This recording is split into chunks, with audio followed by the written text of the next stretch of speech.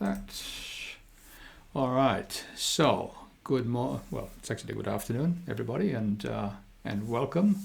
So today I'm going to just make this as interactive as possible.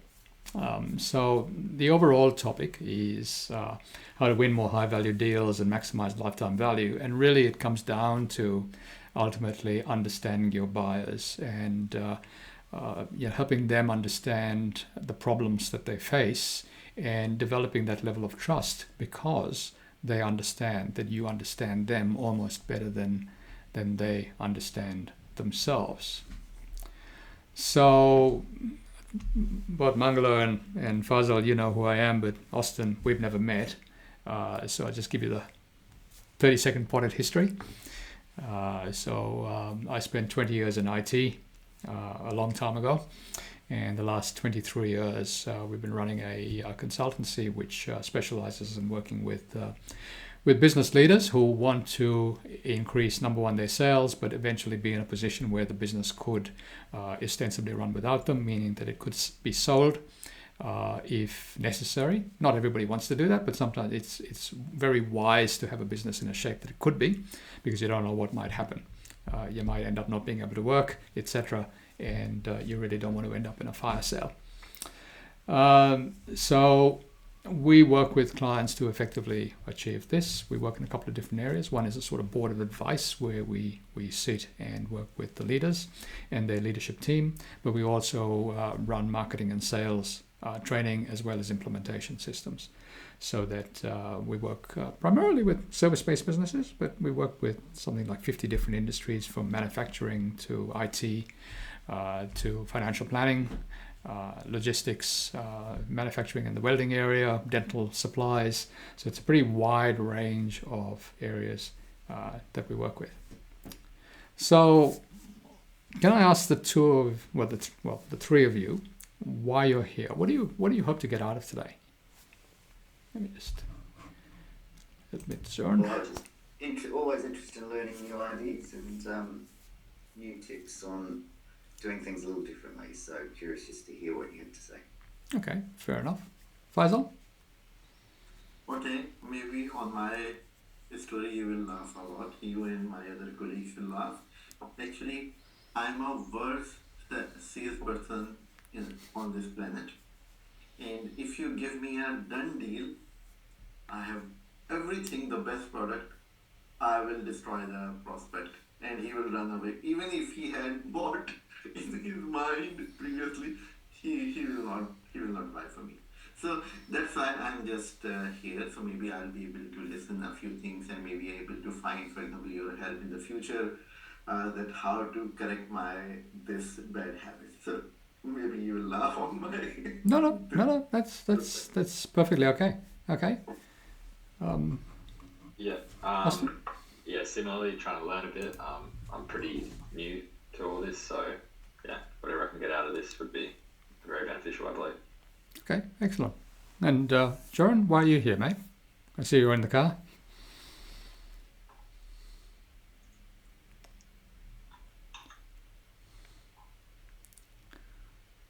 Okay, you're still on mute. Matt, why are you here?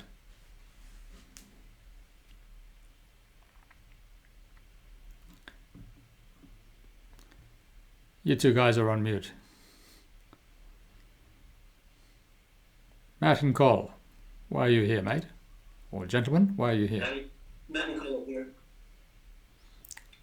So you want just... We are here to listen and absorb. Listen and absorb. Have you got a particular issue that you're trying to face, or? Can you hear me now? Yeah. Oh, sorry about that. Somehow on my mobile, Pixie speaks up all the time there. Anyway, yes, I thought it was quite an interesting introduction you sent out, in terms of the brief, I think, about Rex Airline. And also, I'm sort of at the end of my career. It's always good to sort of, learn something new. I'm doing now more sort of something different, which doesn't necessarily require, a lot of sales as such, but even stakeholder management, you can apply that to other things as well. So I thought, it sounded quite interesting.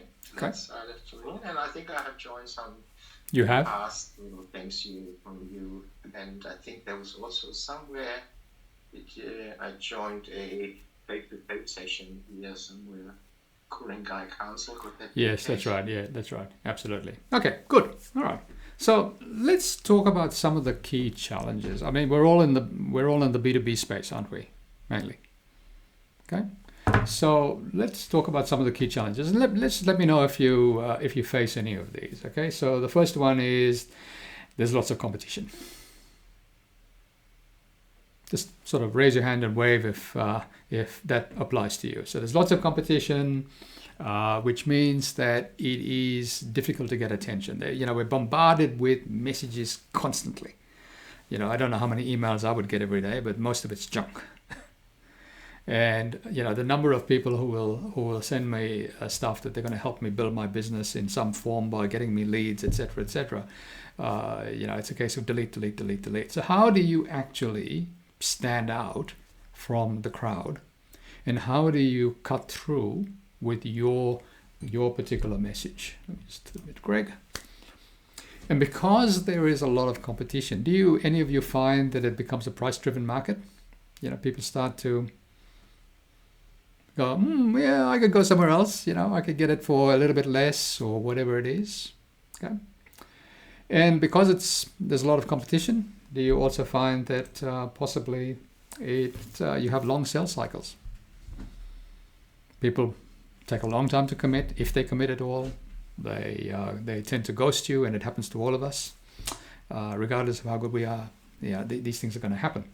And because people don't commit, we tend to waste a lot of time with people that maybe we shouldn't be dealing with, and that can be a major issue as well.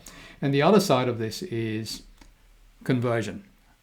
I have people who say, look, we convert 80-90% of the people we see, and my response would be, possibly you're not seeing enough people, because realistically, industry average, believe it or not, for large complex deals is about 20%, and 20% if you're lucky. Because there are so many people involved these days in buying decisions. In the old days, there's the Miller-Hyman model, where you had the one economic buyer, which is a bit of jargon for saying this is the person who signed the check, and the old IBM philosophy, where if you dealt with the board would just tell everybody what they were going to do. I think even in those days, if it really worked, because it never actually got implemented, even if it got sold, the chances of it actually getting implemented were pretty damn slim. And I've been around, since the 80s, and I have worked in the industry for a long time, and we would see this happening day after day after day. Millions of dollars being spent on stuff that actually never got implemented. So in today's world, we have to realize that there are going to be multiple stakeholders involved. And each of those stakeholders, or groups of stakeholders, are going to have their own agendas. And it's really important that we understand the agendas, A, who's who in the zoo, and B, what are the particular agendas of the people involved, and how do we actually create a business case that gets somebody to get off the status quo, because the status quo is going to be your biggest enemy.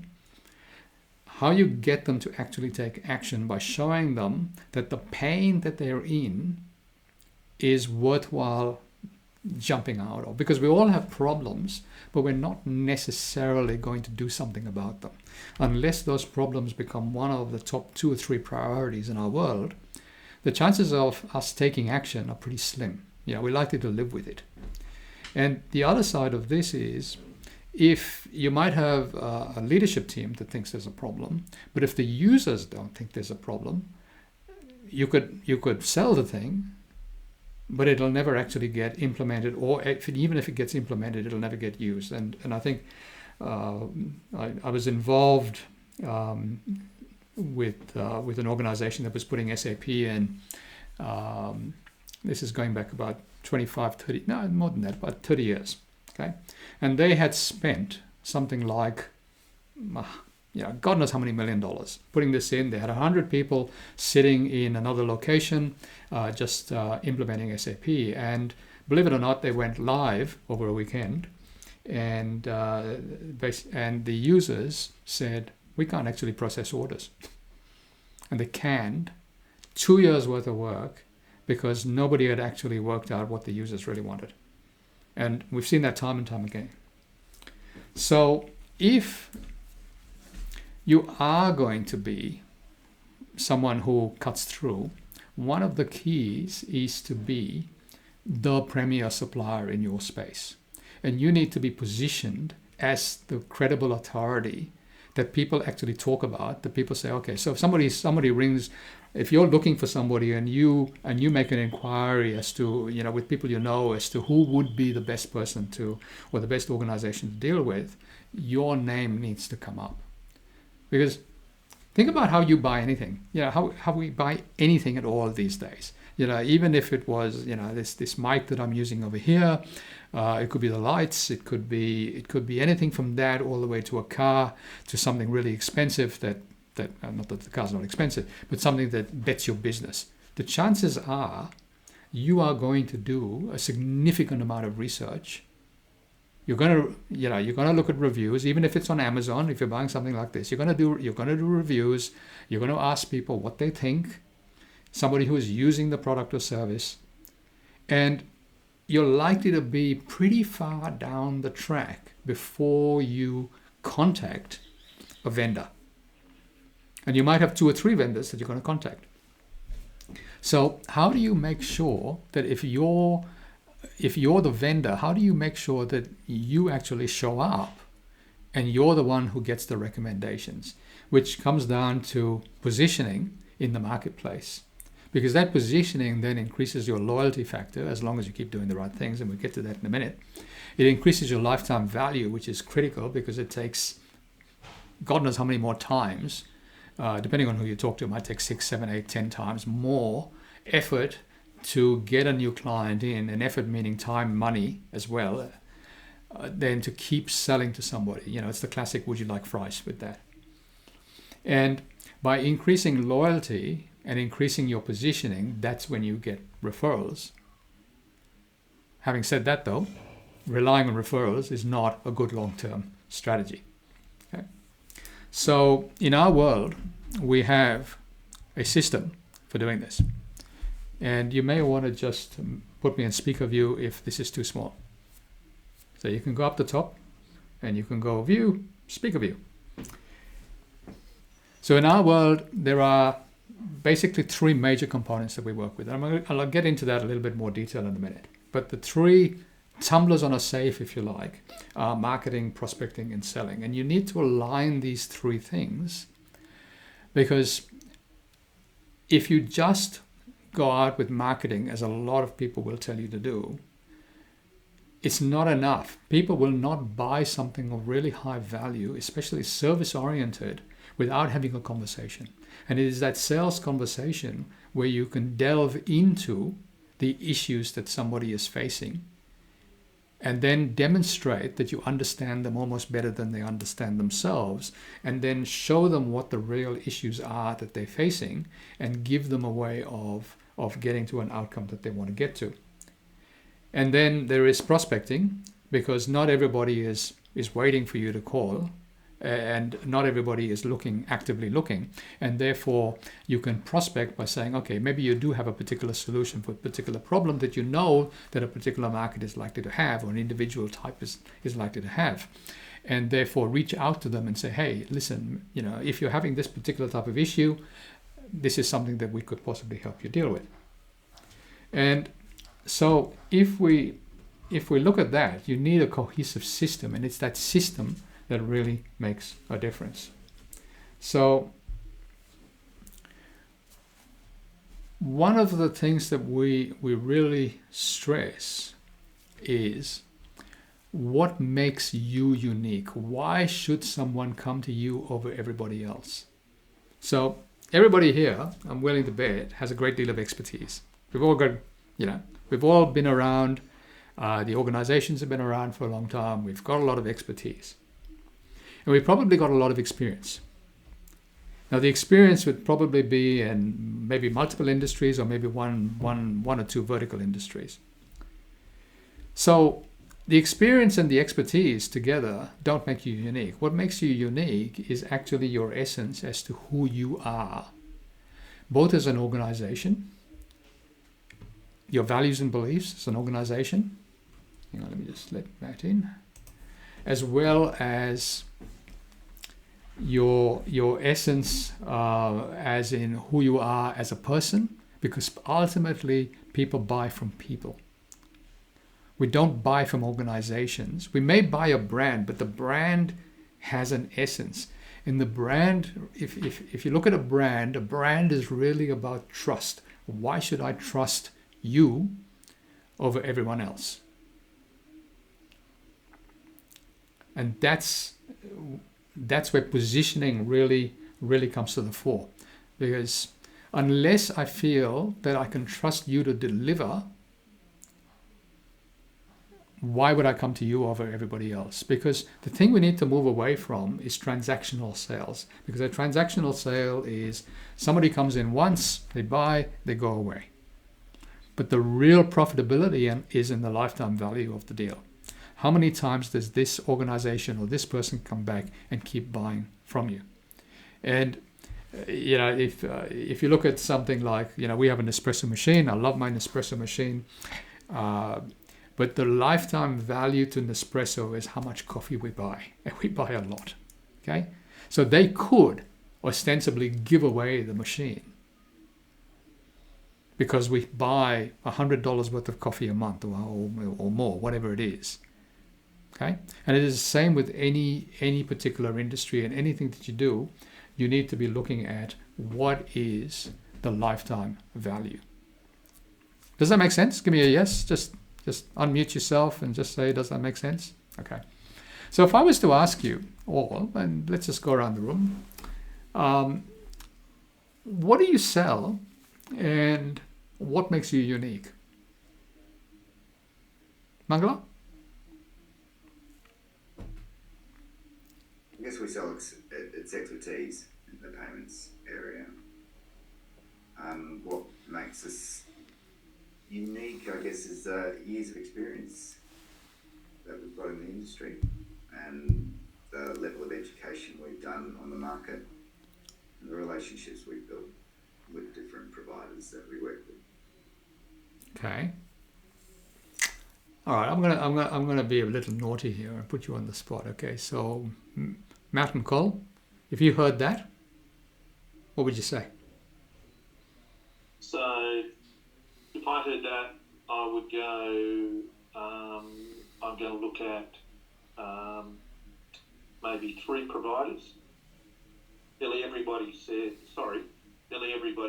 it's our expertise, it's our years in the business, it's our technology.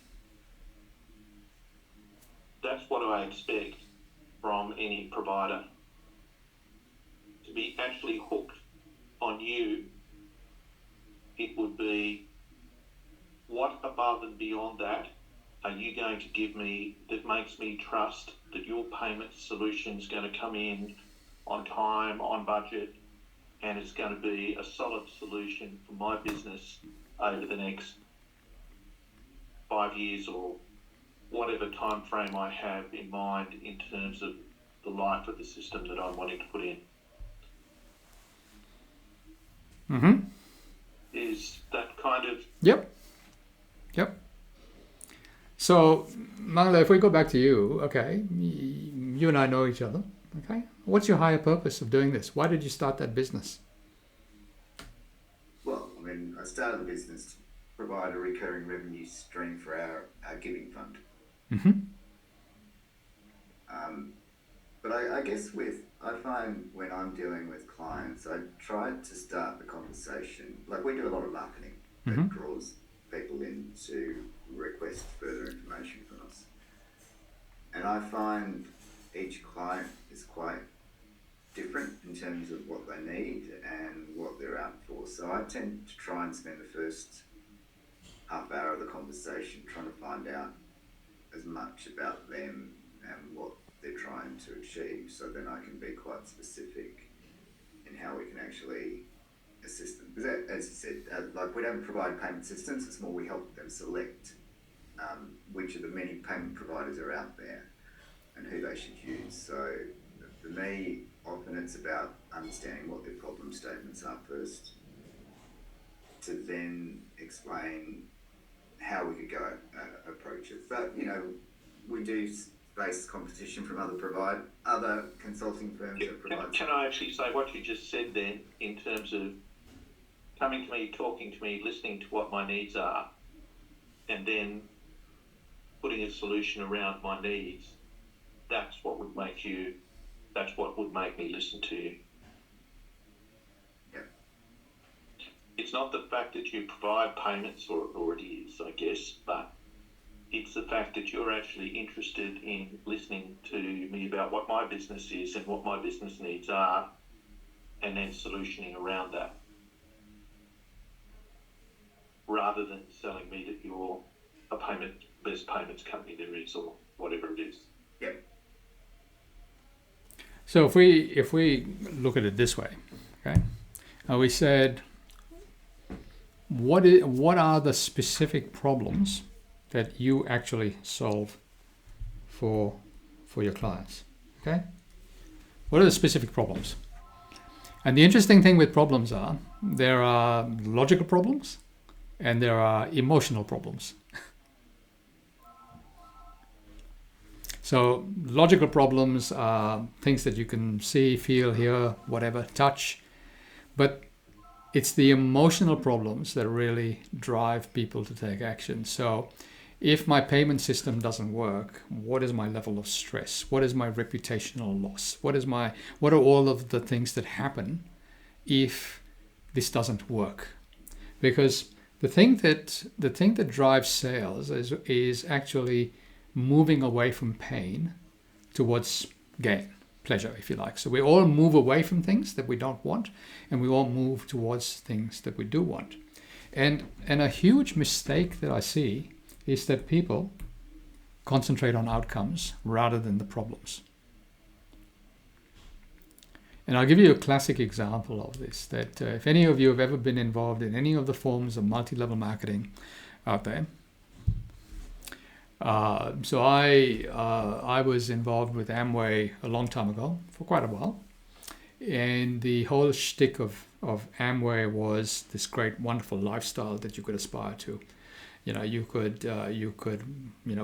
be with the rich and famous. You had this, these wonderful holidays, all of these people, this, that, and the other. There was only one little problem: you had to build a network. It wasn't at all about selling soap. No multi-level marketing ever is. It's about building the network. And to build a network, you have to get people to buy into the fact that they also want to build a business. So what happens is that you would go and you would show the plan, and you would literally draw these circles, as we used to call it, and then say to people, okay, the only way you can do this is once you run out of your family and your friends, because they won't join you. I can guarantee they won't join you. You are going to go and have to talk to strangers, and you're going to have to prospect. And the vast majority of people would stop right there.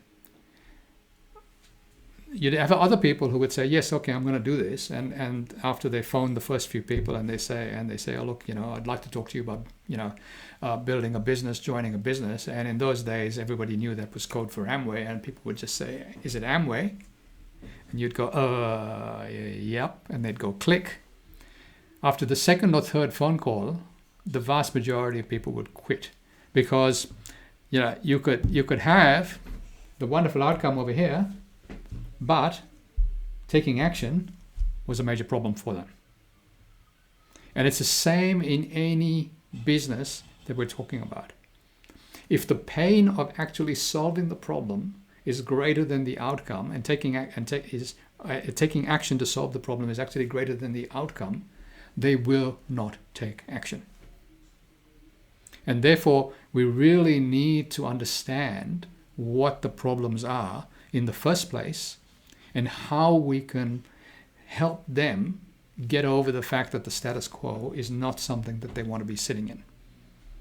Because pain drives action much more than any sort of aspiration. Now, that's not to say that you don't want to talk about the aspiration. There will be people who are driven with aspiration, and where the aspiration is big enough that they will go through the pain. And if you think, we've just had the Olympics, and I think that would be a classic case of it. No Olympian is going to say, I'm not going to do the exercise, I'm not going to do the hard work, I'm not going to, follow the black line up and down the swimming pool, God knows how many kilometers a day. Okay? But that doesn't happen for most of us.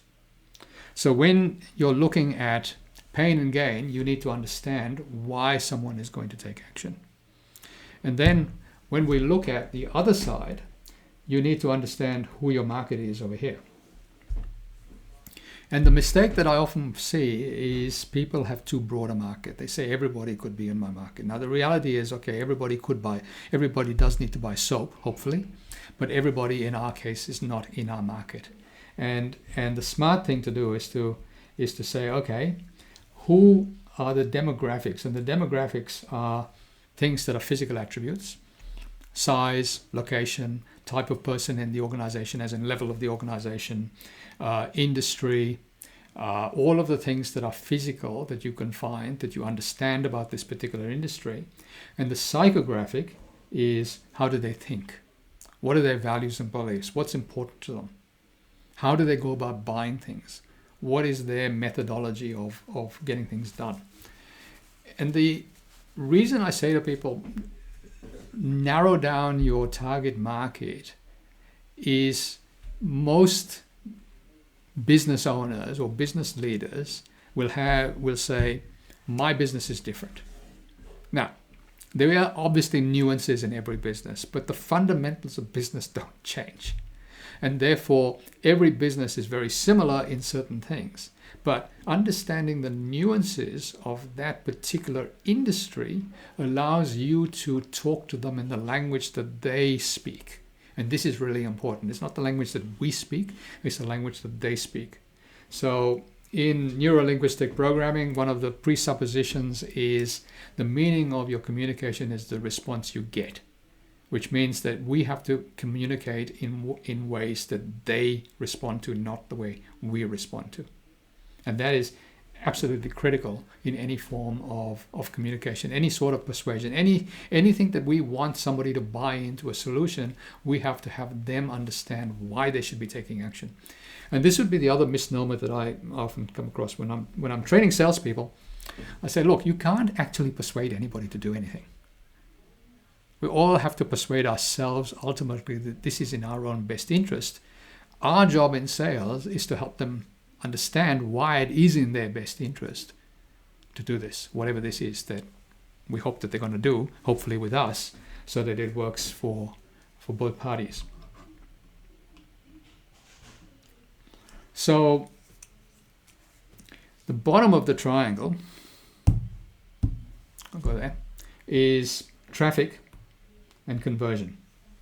So this whole model here is the basis of everything that you do in business from the point of view of acquiring and keeping clients. So you understand the problems, you understand the outcomes, you understand exactly who you're targeting. Now, obviously, you've got to get in front of them. And as any retailer will tell you, it's all about position, unless they're an online store. And even then, it's about positioning, because you've got to be on the top of the search engines. But it is about the right traffic, and then really focusing in on the conversion. Because a number of times I've worked with organizations, and they say, oh, look, we've employed a lead generation company, and we get all of these leads, but the conversion rate doesn't stack up for whatever reason. And I'm saying, well, there's absolutely no point in spending money getting leads if your conversion rate isn't really dialed in. But not only your conversion rate, but your back end. Keeping them for a lifetime is really critical, because the money is in the back end, and the more that you can get people coming back and spending, the more you can spend on the front end, even go negative on the front end, knowing that you will have a lot of business coming in over the period of time going into the back end. And most people don't actually do the maths of what it is costing them to bring a client in the door. It's staggering how little that is actually done and how much it should be done. Let me just move this a bit. Does it make sense?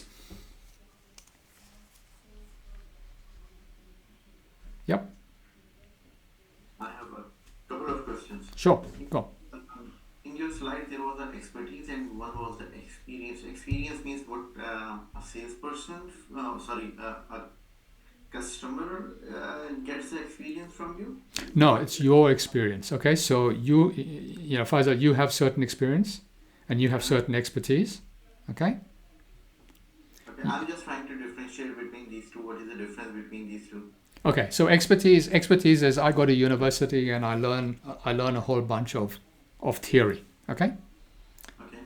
Expertise is I go into the real world and I work in industry, and industry and the industry says no, you learned all that stuff, it was all theory. Okay, what really happens is this. Okay. Okay, so I'm an engineer by background, and you know, back in the day we said, okay, once you came out of university, it took another 5 years or more to actually understand engineering and understand real world problems, because everything before that was theoretical. So that's where the experience comes in. Now you could also say that, okay, so you've got particular expertise. Okay, so you all went and did the same course. You all went and worked in a particular industry. Let's just say it's building, high-rise buildings.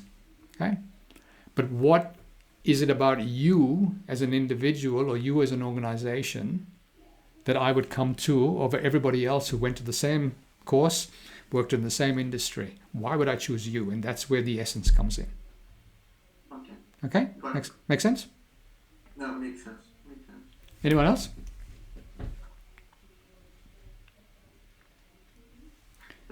And one more question in the next slide. Mm-hmm. You said problems over outcomes. So what I understood, the people, most of the people actually buy the things because of some problems or pain. You will find less buyers who actually goal-oriented kind of people, where you can sell them the something higher based on their aspirations or inspirations. Mainly people want to get rid of problems. That's what I Yeah. what I Yep. Yep. Correct. The vast majority of us. Okay. We may know that there is something better out there, but we don't really know what it is. Okay. But if you want somebody to take action, the reality is, if the problem is not big enough, they won't do it. Okay. Yeah. Okay. Because we all have all these competing priorities. We've got competing priorities of time. We've got competing priorities of effort, of money. So if you could dangle something in front of me and say, "Hi, listen, this is going to improve your productivity by 5%," and I'm going, "So what?" Okay. However, I'll give you another example. Okay, so I'm really using a lot of AI these days. From the point of view of the language models, so every meeting that we have, every sales conversation we have, will be transcribed using AI. It will then what used to happen. So we used to do the transcriptions. Okay, I'll go back in history a little bit. So we'd record everything, and then either Barbara, my wife, and business partner, or I would sit there and listen to it, and we would type out all the bits and pieces, and we'd say, these are all the highlights, this is what we need to do, etc., etc., etc. So for an hour's meeting, you're looking at another 2 hours, probably, on top of the meeting. Okay? Now I can transcribe an hour's meeting in, I don't know, 10 minutes. I don't have to do anything, it does it. Okay? I would still then have to go through and check out all the highlights. Today, I shove it through ChatGPT, Gemini, Notebook LM. I shove it through 2 or 3 of them. And within seconds, I not only get exactly what was talked about, and it tells me what questions I should be asking. It gives me a complete synopsis. It gives me a whole range of material that would take me hours to do. Okay? Now, I didn't know that was possible until it is possible. So somebody did have to show me. I'm an experiment, but if somebody had come to me and said, "Hey, listen, you can do this," I would have gone, "Yeah, fantastic." The productivity gain is so much greater than I would have done it. But if the productivity gain was said, "Oh, it's going to save you 5 minutes," I'm going, who cares? On 3 hours, I'm going to save 5 minutes. Okay. So it really is, where does this thing sit in the scheme of things? Okay, make sense? So if you look at, come on.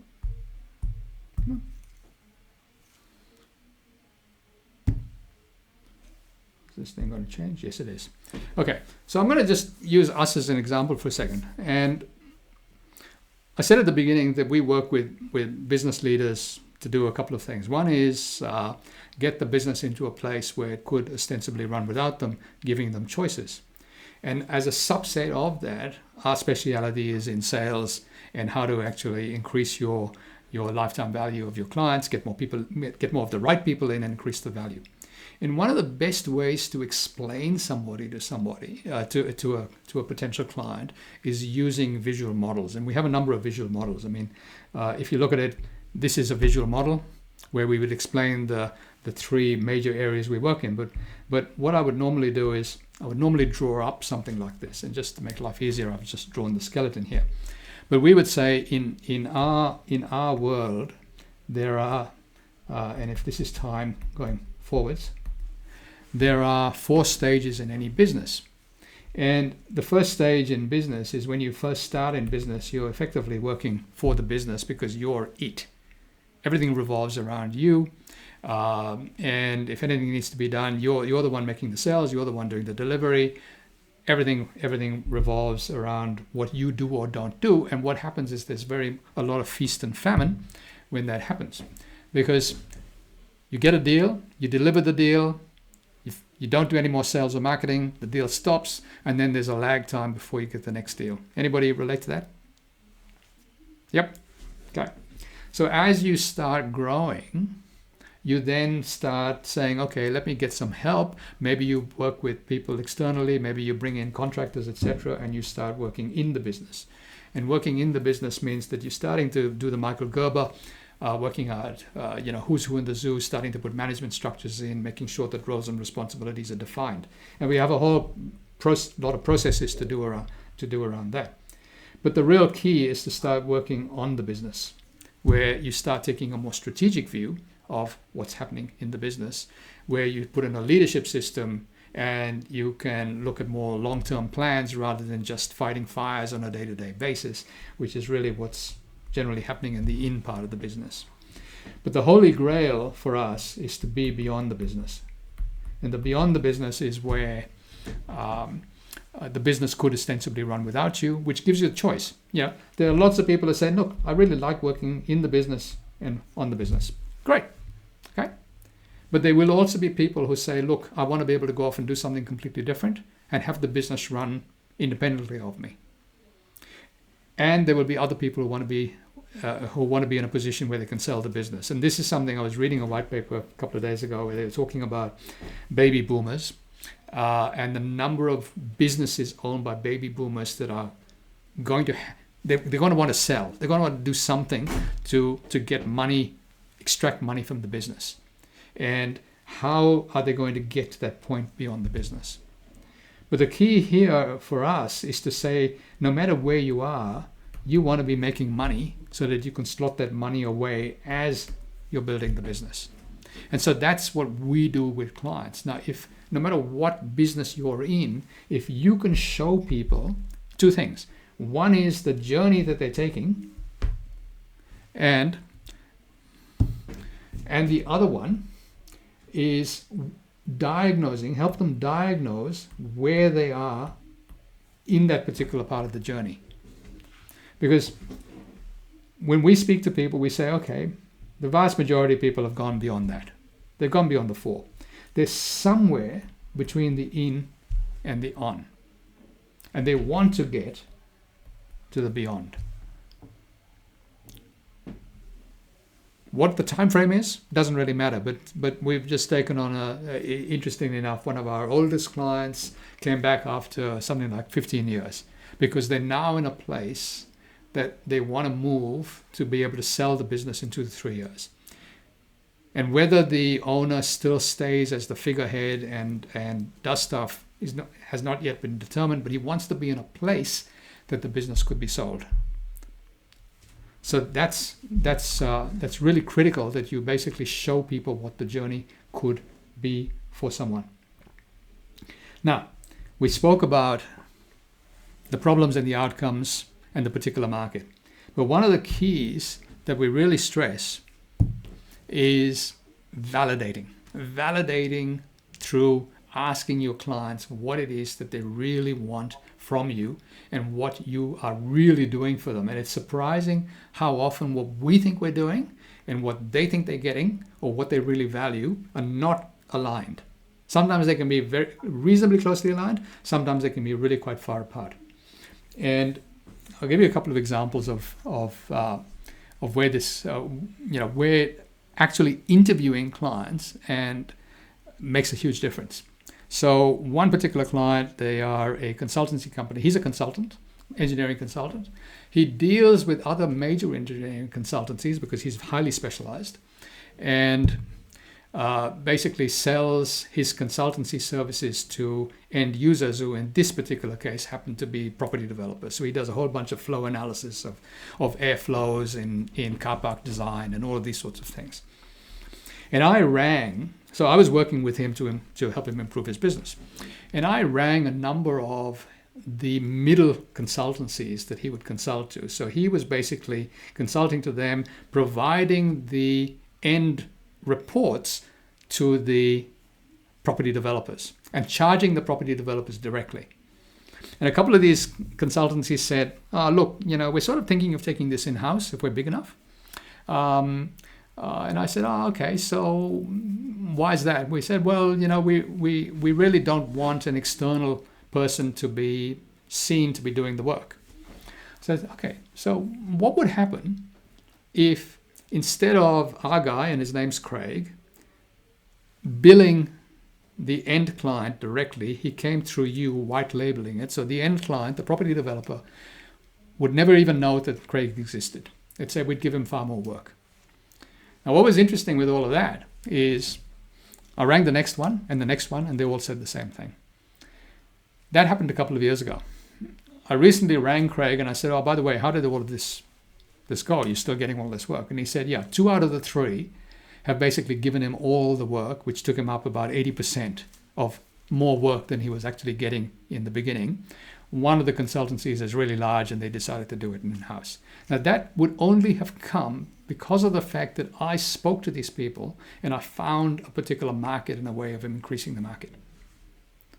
I was dealing with another client who's an MSP, so managed service provider in the IT space.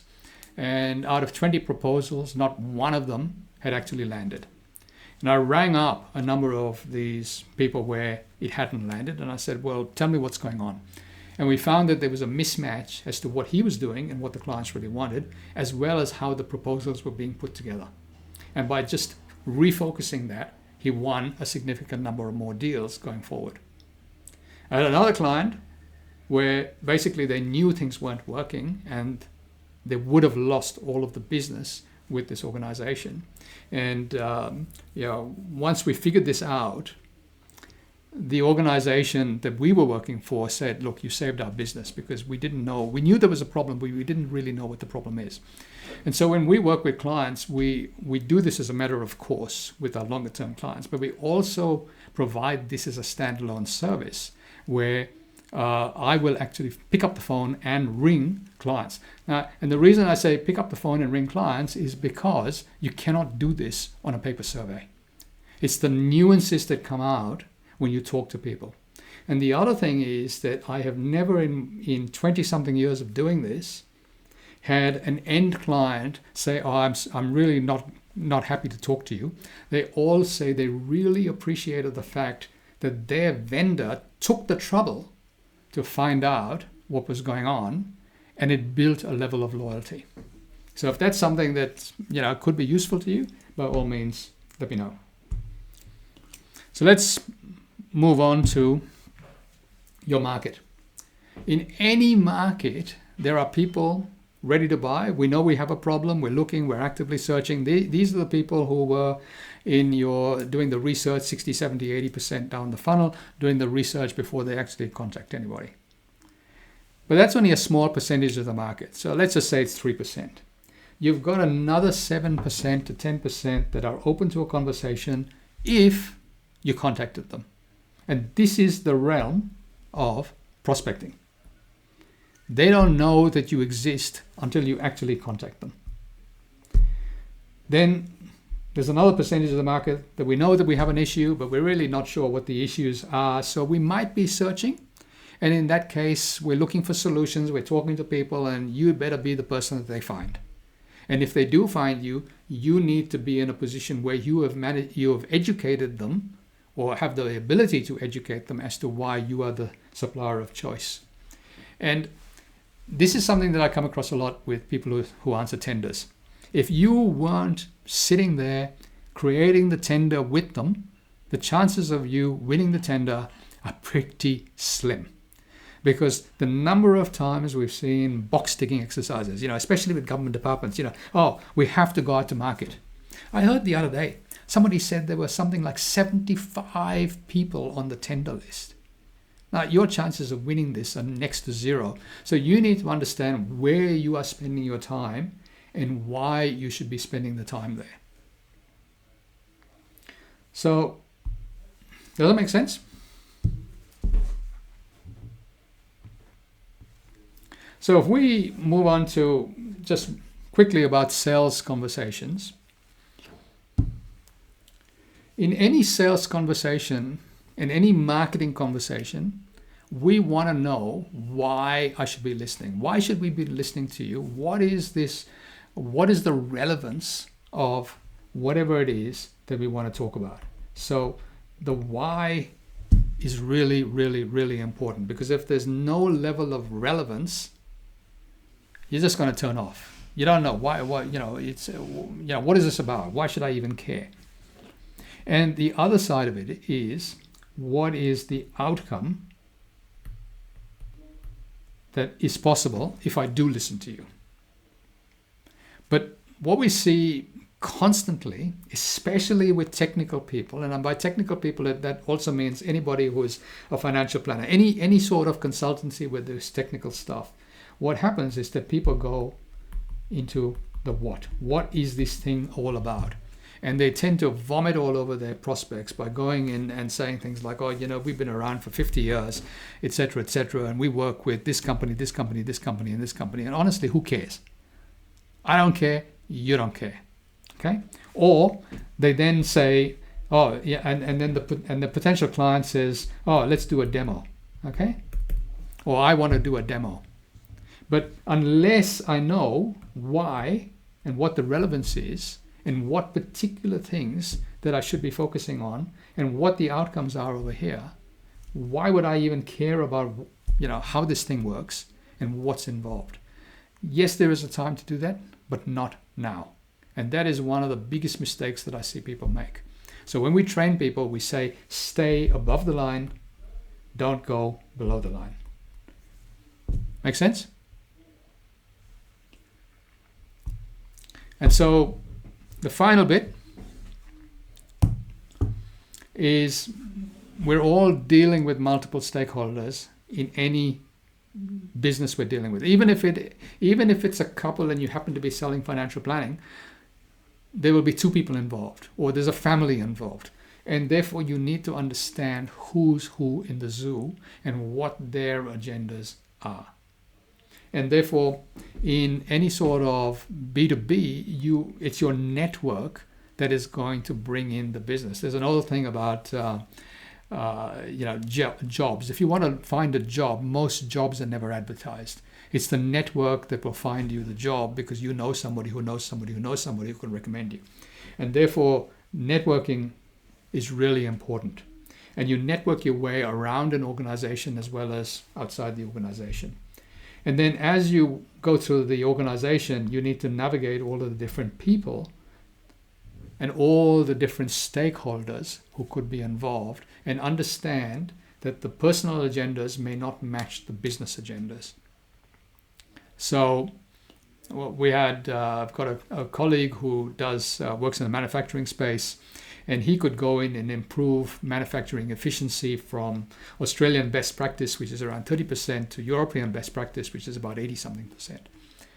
And he has been shown the door, literally shown the door. He was telling me this a little while ago, because he went in there and he showed up the plant manager. And the plant manager said, this is not in my best interest to go and implement all of this stuff that you're recommending, because I'm going to not go on a junket, I'm not going to have this, I'm going to look like an idiot, etc., etc., etc. And the number of deals that get kiboshed because of a level of personal agenda is not funny. And so when you're talking to somebody, you have 4 levels of things that you need to talk about. The people are interested in money. Can I make money or save money? They are interested in time. What is this going to cost me in time to implement, or how much time can I save? And those things are logical. And then you have the emotional. You have risk and you have well-being. Risk is really an important one, especially in the corporate market, because people don't, they're going, okay, if this thing doesn't work, how is it going to affect me? Am I going to lose my job? Am I going to lose my bonus? Am I going to lose my promotion? What is the downside much more than the upside? And or if this thing doesn't work, what is the effect on the business? And emotional well-being is an interesting one. Is this going to take more energy for me to implement, or is my life going to be better if I implement it? And very often the personal agendas come into play, because, for instance, if you are going to put an IT system in, the IT department might say, well, this is more work than I want to do.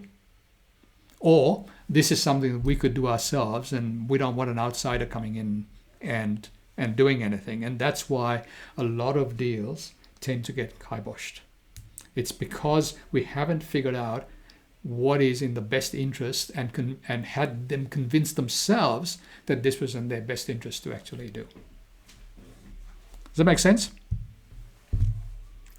Okay, we've got another couple of minutes. So can I ask what you took out of today?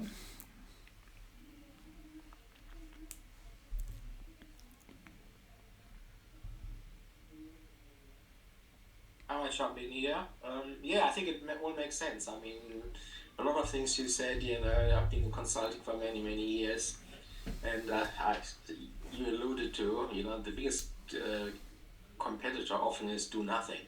Mm-hmm. And that's, if the pain is not big enough, or there's some sort of driver to do something, that is really sort of quite a challenge when you have the chance not to do anything. It reminds me of this little sort of image of, where the two people sort of reaching wheels to the person dragging a carriage without wheels. No, we are too busy. Mm-hmm. Okay. Matt, Cole? I think the